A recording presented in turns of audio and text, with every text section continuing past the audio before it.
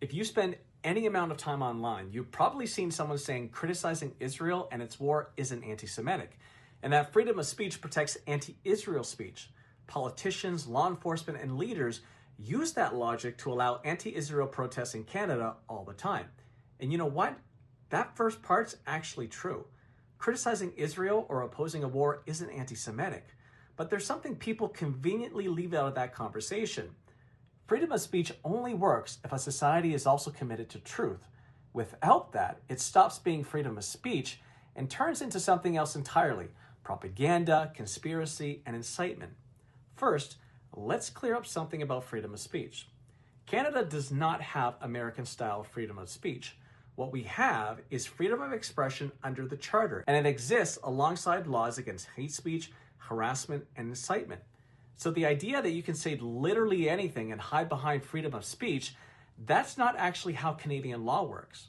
But honestly, the problem isn't legal, it's cultural. Freedom of expression only works in a society that still cares about truth. It was never meant to mean make up wild accusations, spread conspiracies, and then get angry when people push back. You absolutely have the right to criticize Israel. Criticize its policies, its government, its military decisions. That's basically a national pastime. Israelis themselves do this every single day. That's not anti-Semitic, that's democracy.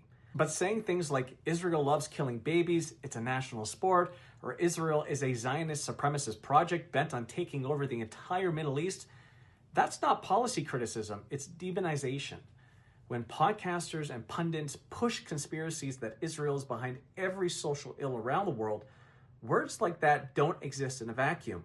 When you normalize language that paints Jews and Israel as some kind of global evil, eventually someone decides that they need to do something about it.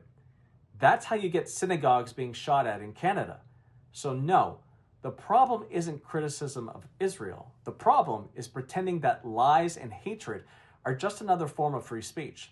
Because without a commitment to truth, freedom of speech doesn't protect democracy, it destroys it.